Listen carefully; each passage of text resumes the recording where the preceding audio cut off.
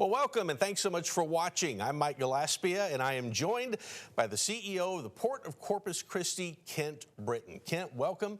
Thanks for taking time to come and sit and talk with us today. Thanks, Mike. It's always good to be here. We haven't talked in a couple of months, and a lot has happened. I was getting ready to say nothing's really changed in those 2 months. If you have been watching the news, then you know there's been a lot going on. Let's start with the visit to the Port of Corpus Christi by President Trump.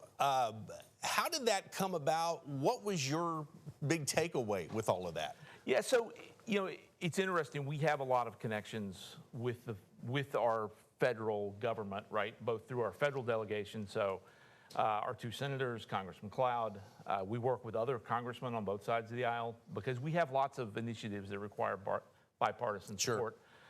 Todd Hunter, state legislator, worked on redistricting, has connections there as well. And I think the word has gotten back to the administration. They're all about energy. And so when you talk about energy and the energy port of the Americas, that's us. And so I think there's a recognition there, particularly with just finishing the Ship Channel Improvement Project last year, which was done solely to move more American energy. And so I think it was a recognition of, hey, that if we're going to talk about energy, and he did a lot in his speech, then we want to go somewhere that is all about American energy, and that's the Port of Corpus Christi. Well, and to emphasize your point here just a bit, I mean, it was a huge recognition to have an event like that happening here at our port. And if people did not realize just the importance of our port, this should have underscored that. Sure, you and I talk about this, have talked about this previously. When we go overseas and we tell people we're from the Port of Corpus Christi, everyone knows who we are. 25% of the crude oil that's going to Europe comes out of the Port of Corpus Christi, right? 60% of the U.S. produced crude oil that goes for export comes out of this port. We're the #2 port for LNG exports, and Cheniere is growing fast, right? They're in the midst of an expansion right now and have announced, plans to do another one at some point in the future. So there is a lot of U.S. energy moving out of this port, and folks recognize that all around. And so politics aside, the fact that we had a sitting American president here talking about U.S. energy in our port says just worlds about what we're trying to do down here. It absolutely does. And I know you got to meet with the president ahead of time, and you and some other state and leaders got to talk with them. Was there anything that came out of that helped you to feel optimistic about what may be coming down the road for the port in the future? Sure. So the president actually had a lot of good questions. He came right up to the group. There was a small group back there. Chairman of our port commission, Gabe Guerra, was back there. Governor was back there. He wanted to know, hey, how's the bridge help you? How does the channel project help you? Someone had obviously briefed him on those things. Then he wanted to know, how much deeper can we go on the channel? He was like, I want to continue to perpetuate American energy and American energy production. And so that's going to flow to Corpus Christi. And how are you going to move it? What are your plans for doing this? He wanted to know how the Venezuelan oil, because we did have a tanker of Venezuelan crude that was sitting there. How's the Venezuelan oil going to impact Corpus Christi? How's that impact your ability to move more exports? I mean, he's a smart, engaging guy and wanted to talk about actual issues. He wasn't just there to chat, and I only had 5 or 6 minutes back there with him. The side benefits, though, of all of that was, opportunity to stand back there and also talk to the governor of our great state back there. And Governor Abbott is deeply concerned and interested in how do we continue to grow this area and how do we bring more economic prosperity and more jobs and keep moving through all that. Secretary of Energy Wright was here the day before and toured Cheniere. You guys might have even been out there with him. And so we hosted a dinner for him that night. And so got, an hour to stand there with our customers and talk about what's important to continue to grow the energy landscape down here. Yeah, we got to talk with Secretary Wright right after he had addressed the folks there at Cheniere, and he was gracious enough to come on live with us, and just a lot of insight there and a lot of excitement about the plans that include our region right now. Absolutely. Listen, we have grown significantly in the last 10 to 15 years, $65 billion of private investment. The port's matched that with $1 billion of our own investment to try to keep up in terms of docks and the channel improvement project, and other infrastructure that will help our customers. That's not going to slow down. The future remains bright. Let me ask you this, because you mentioned Venezuela, and I have it in my mind that every time there is a military action in another part of the world, I see you raising an eyebrow. You know, that's just how kind of I imagine it. So let's talk about that. Venezuela first. Has the port been impacted by the military action that happened there? Sure. So Venezuela used to produce 3 million barrels a day. Let me take a step back. So I do think it is incumbent on the port and port leadership and the community leadership to make sure that we are able to respond when there is uncertainty in the world. And right now, whether it's Venezuela or what's going on in the Middle East, there is uncertainty about energy supply in the world coming from places other than the U.S. And so no one thrives or wants war, right? But we recognize that we have a role to play there when there is uncertainty in the rest of the world. And so Venezuela, first of all, used to produce 3 million barrels a day. That got throttled back through inefficiency and corruption and infighting among their government. They only produce 300,000 barrels a day. It's big difference. It's a big difference. Yeah. And without some investment back into that infrastructure, it's going to be hard to bring that level of production up. But some of the refineries here in Corpus Christi, particularly the two Citgo refineries, but also Valero, they like that. They like the Venezuelan oil. It's a heavier grade of oil. It's got more stuff in it. That's really not a technical term. It's not a technical term at all, and I am not a refiner. There's a broader spectrum, though, of product contained within that barrel of oil. West Texas Intermediate, which is a very clean crude, and if you ever saw them, you know, one's dark, almost black, like you think of oil, like in the cartoons when you saw it pumping out of the ground, it was always black. West Texas Intermediate is not. It's a very light colored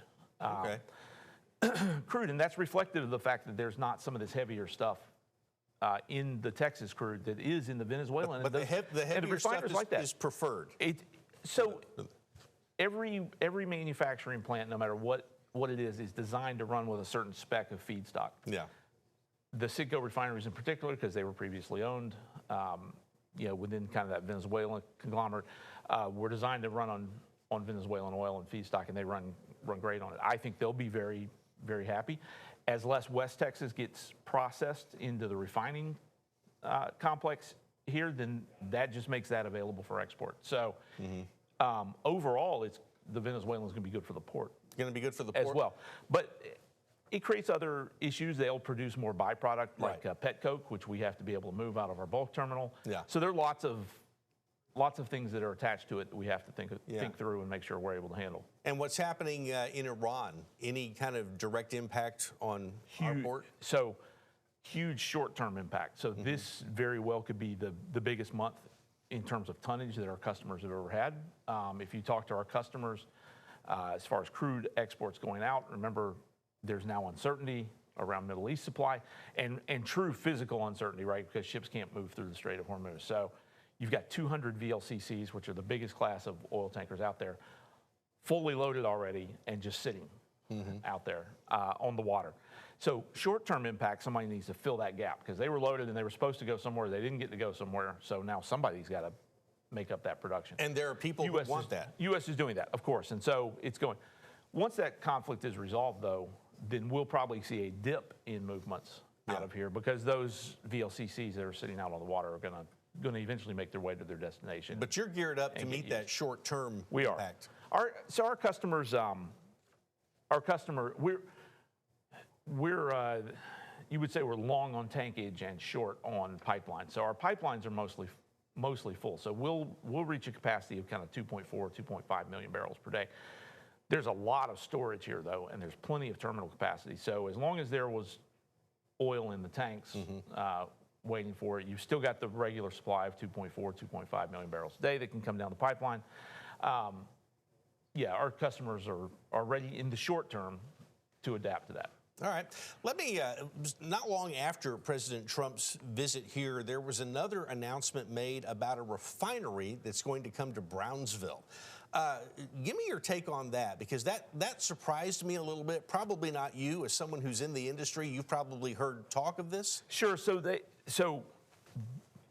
the folks who are working on that refinery and trying to bring that refinery into practical construction and actually get it built have been working on that for 12 years. Okay. It's been out there a long time.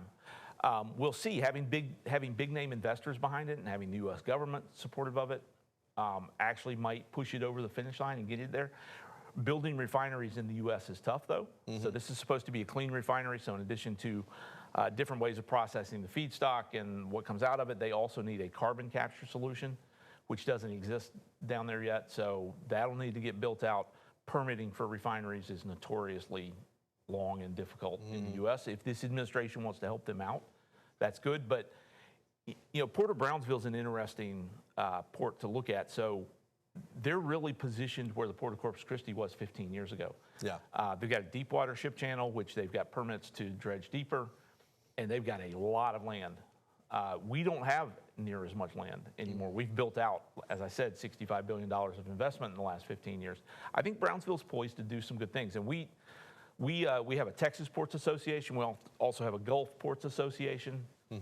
We get together with all the ports on the Gulf and on the Texas coast, and we all support each other. So it's pretty exciting if it comes to fruition. The fact that it hasn't for 12 years, you could read something into that. But we think that's great news for the Texas coast, and it continues to reinforce what we were just talking about earlier, though, which is the importance of Texas in this energy landscape and what we do for the rest of the country, and not just the country, but the rest of the world. Well, that explains a little bit, because one of the questions that came up immediately was, wait a minute, the president was here talking about how great the Port of Corpus Christi is, and then this thing gets announced for Brownsville. Why not here? No, it's a great question. Like I said, they've been working on it for over a decade down there. Brownsville is like this big open canvas that you can, we were competing for a shipbuilding contract, and the biggest property the port holds on the water is about 550 acres. They tentatively announced a project in Brownsville for 4,300 acres. We don't have, which is significantly bigger. We don't have that here in Corpus, just to be clear. We are constantly looking to acquire property, but you can't make more property on the water, unfortunately. And so we'll continue to look at that. At some point, we should talk about what our long-term strategic plans are. But when we talk about the next 50 years, one of the things we're already starting to look at is, where's the next section of the port, right? Yeah. So previous generations of port commissioners and staff, every 25, 30 years, extended our ship channel, right? And it was because new refineries came to town and said, hey, I'm going to locate down here, but I need you to bring the water to me, actually. And those were the first 3 ship channel expansion projects. And everywhere you see a turning base in our ship channel, that's where the ship channel used to actually end. And it got extended over time. And so when we talk about the next 50 or 100 years, so where is that next piece of property? And so, we have a huge dredge disposal area out in La Quinta that the La Quinta Channel runs on one side of. Could you put a channel on the other side of it, for example? Could you go into, move barges out of the inner harbor and create some additional space and put them, for example, in Nueces Bay on the other side of the shoreline? We have to look at all of those things, because we have to still have those opportunities that Brownsville will have readily, just because they haven't expanded. Right, because they're not where our port is now. Yeah, exactly. One of the things the president mentioned as he was talking, and then in the interview that we were able to do with him, is he kept referencing our ship channel. We got it's deeper, and we can still go deeper. Is that a reality, or is that if we had to, we could, or is that something that you think is going to be put into motion? No, I think that's something that could actually get put into motion. Quickly. I think you could incrementally go, another 3 or 4 feet, for example. So we're 54 feet now. Could you do 57 or 58 or even 60? The long pole in that tent is always federal permitting, U.S. Army Corps of Engineers. But the good thing about another ship channel project would be we've already done a full environmental impact statement and provided all of the data to do the original channel improvement project. So going a little more incremental, I think if you particularly with this administration who wants to be friendly to energy projects.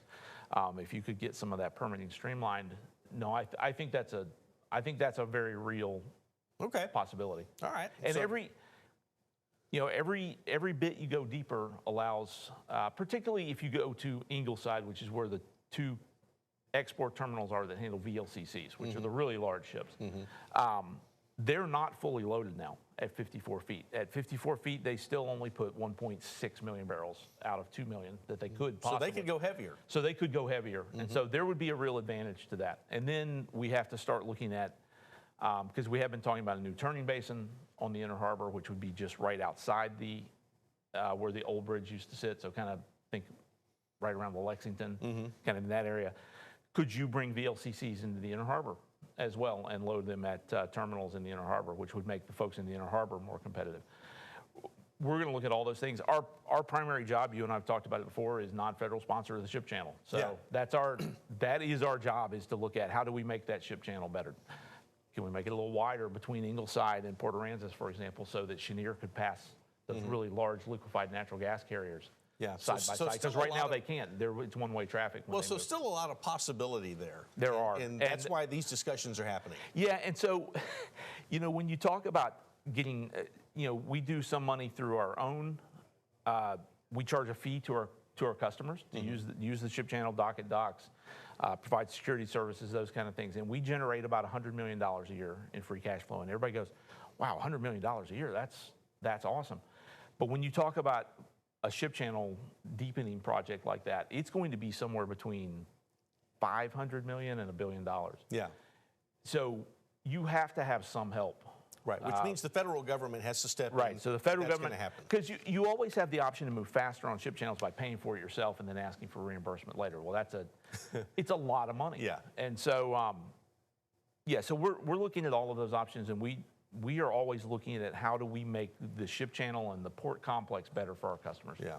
It seems like, in different topic here, every time that we talk, the Coastal Bend water story gets bigger. With the turn that it's now taken, any concern that I haven't been following anything about water, Mike. Well, then you've not been watching us, because that's about all we talk about. Any concern that it's going to impact what you're able to do with the port? Or, well, let's be real here. Are customers saying, hey, we'd love to come, but you may not have the water that we need? All right, so without divulging anything that's in our non-disclosure agreements and those kind of things, we have had conversations with customers where the water is a true significant issue. And we do have a couple of customers right now that the city, at least to date, has been unable to make a firm commitment to, yes, we can provide that water 4 years in the future. It is very important that we get this water situation resolved.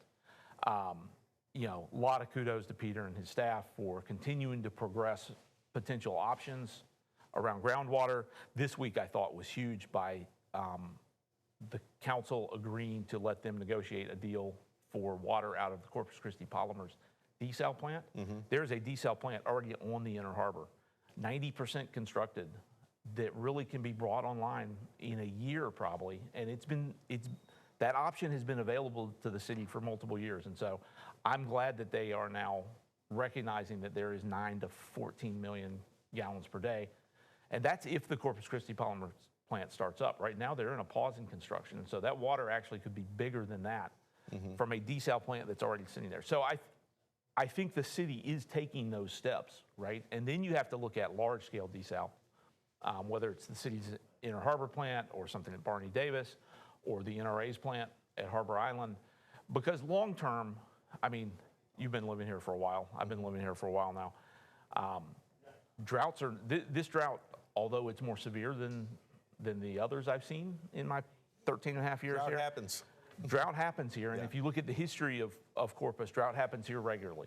And so the plan has always been drought, and then you'll have tropical systems that come through and replenish in the middle, and then you'll have drought, and then you'll have tropical systems. I don't think you can count on that. I think you have to build a stack of solutions, right? So you've got your naturally occurring rainwater that's going to fall into the lakes at some point. It will rain again. I mean, I know it feels right now like it's never going to rain again, and I'm not your meteorologist. I don't know where your meteorologist is, but of course it's going to rain again, and it will. And so that will at some point be an option again. Groundwater, I hope, is a temporary option that impacts other folks, but I think you have to have it in your portfolio, and then you have to have desal at some point. And I think we've proven that now. And I hate it that it's come to kind of a semi-crisis point where we are right now. But I give a lot of credit to Peter and his staff and to the city council for moving various options forward. Because we spend a lot of time talking about desal, and it is unfortunately not the solution right now, right? It is a 3 to 4 year build out, other than the Corpus Christi polymers one, which is already mostly built. So what do we do in the short term? And what you're saying is, at least there are people saying, okay, in the short term, maybe this, maybe that, let's see what sticks here. Right. Yeah. You have to address the short term first, because that's where we are. Yeah, that's exactly right. Let's talk about this then, the short term.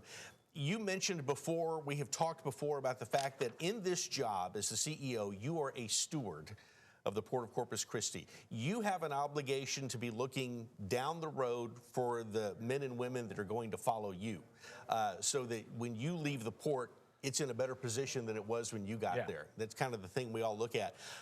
With that in mind, what are you looking at short-term, long-term that helps do that? Sure. So we're going to continue to grow the business that we have, which is fossil fuel energy, oil and gas, and all the things that go along with it. We are constantly, though, looking for long-term opportunities that aren't oil and gas. And the biggest one of those, and it's generated by the fact that our channel is deeper, is becoming a container terminal of some sort. I think you also have the options, and lots of folks are starting to talk about it again, about this potentially being a cruise port. Those things would set us up for long-term success when the fossil fuel play does start to plateau and then it wane. Will. Of course it will. Nobody, those who are engaged in that business don't want to think that way, but it will. Sure. And then there will be something else, right? So there will be, under the Biden administration, it was said that was going to be hydrogen, which gets converted to ammonia, transported overseas, broken back down to hydrogen. Because hydrogen right now is the only thing folks really know of that can run large industrial equipment on a comparable scale to natural gas or gasoline or diesel. So that was the play then. That doesn't mean that's necessarily going to be the play. They were going to dump a lot of money in it to make that the play. I had dinner the other night with the CEO from the Port of Rotterdam and some of his staff. We drove up to Houston for that. They were in town for a conference. They receive 25% of the shipments out of the Port of Corpus Christi. That single port in Europe gets 25% of everything that's sent out of the Port of Corpus Christi. So we have a tight relationship with them. And so we were having that conversation, and hydrogen's going slow in Europe as well. Production, folks are still moving fast on the supply over there, but they don't have a whole lot of demand. That was what we were seeing here as well. And so that's slowed down. But there will be another fuel of some sort. And Texas has always produced the energy for the world. That's from the time they hit oil for the first time here, we've been a supplier to the rest of the world of energy. I think that will continue to be whatever it is. So is it hydrogen and ammonia? Is it nuclear? I think there is a true opportunity for smaller packaged nuclear reactors and everyone, because the impact of a disaster in that field is obviously large. There's a lot of hesitancy and concern about that. The new technologies, though, are completely different, don't have the same potential for that sort of incident. I think that will continue to progress, and I think eventually you'll see that on ships. It's already used by the U.S. Navy, right? I mean, there are small nuclear reactors on all your aircraft carriers and big ships in the Navy. So why not expand that? Right. So I think you'll start seeing that in shipping, and so we will always want to say how can we be a leader in that? How can we bring jobs to the coastal bend? How can we create good jobs, right, that are allowing people to have careers and stay here in the coastal bend? We talked before about carbon capture. That's something you guys have been very interested in. You've taken steps to make that a reality. It's still happening there? So yes, I think absolutely. Because if you're going to do hydrogen and ammonia, you will have to have carbon capture. There are other places where carbon capture would make sense. We're not the biggest emitter by any stretch on the Gulf Coast, right? You'd go up to Houston and all the refineries in that, from that stretch all the way through Louisiana. Those are your big emission sources when you talk about carbon. But we do have plants here that emit it and might be a good source to capture it. I think, and the reason we wanted to get interested in it is because our customers were starting to get interested in it, and their shareholders were starting to get interested in it, and saying, how can we do things in a cleaner fashion? Like I said, anything we can do to make our customers more competitive, more efficient, and more successful, we want to take a look at. So I think it's still coming, but it is also just like the hydrogen ammonia. Whereas everyone was saying we can get this done in 2 or 3 years. Yeah. I think this is a 7 to 10 year type proposition, but I think it's still coming, because I think our customers and the customer shareholders and the off takers of their products in Europe are all going to continue to demand cleaner and cleaner energy. Well, and a lot of it, and let's just be real here, a lot of it depends on what administration is in power at the time, right? It does indeed. What are their priorities? Because then that has to, in some way, become something that you work with. Well, and you and I were talking about it when I walked in here. I hadn't seen you in a couple of months, and it felt like I just saw you a couple of weeks ago. Right. 4 years for an administration seems like a long time, but it's not, right? It's really quick. And so, one quick political aside, I guess, the quick turnover every 2 years, right, in our local governments, I'm not sure is helpful. And the constant reevaluation of priorities every time a federal administration turns over is also not helpful. And there's got to be some bipartisan agreement on what the long-term strategy is going forward on these big things like carbon capture and alternative fuels and that kind of stuff, that administrations then can just not whipsaw us on. Yeah, well, every 4 years. It's tough to make an investment, a long-term investment. That's the big in 4 thing. years, we could be talking about, well, this doesn't really matter anymore, you know, and that's right. There's only so much money, like we were talking about with this, with a ship channel improvement project, that the port itself can put in, right? So private companies have to make big investments, and they want certainty when they make big investments. And right now, on these emerging technologies, there's no certainty, and so we'll just have to get further down the road, and that will all lock into place at some point. And I don't think you can really force it. So we'll do what we do. Listen, I tell my team all the time. I mean, we keep doing what we're doing, and you mentioned it earlier on the water situation. There's a lot of churn locally right now on what's going on in local politics. I continue to remind my staff, we've got a job to do. We've got a very focused job to do. We are going to stay focused on that mission, continue to make our customers better, and that will just naturally make the region better. That's a great note to end on, but as we do that, let me ask you one other question here. We hear it said all the time, the Port of Corpus Christi, energy capital of North America. Is that just, hey, puffs us up, or that's a reality? So I'll just tell you a little quick story. When I started at the port, so June will be 9 years ago, we had just adopted the tagline, Energy Port of the Americas. And my initial response, I had worked in private industry here in the Coastal Bend for 5 years before that. My initial response when I got over here, I was like, come on. That's a bold statement when you got Houston sitting right up the road. Yeah. But for crude oil and liquefied natural gas, we are now the energy port of the Americas. Houston still does 100 million more tons than we do, so 50% more volume than we do, and they have more refining and more processing and more chemical plants than we do. But we, for this scope of the energy landscape, we are the energy port of the Americas, and it's not puffery, and I stand corrected, and I will admit my mistake. Good for you. Good all for the time. You heard it from the man who would know. Kent Britton, always great to talk to you. Great insight. We appreciate you sharing that. So thank you again for coming in today. Thanks for having me, Mike. And thank you for watching.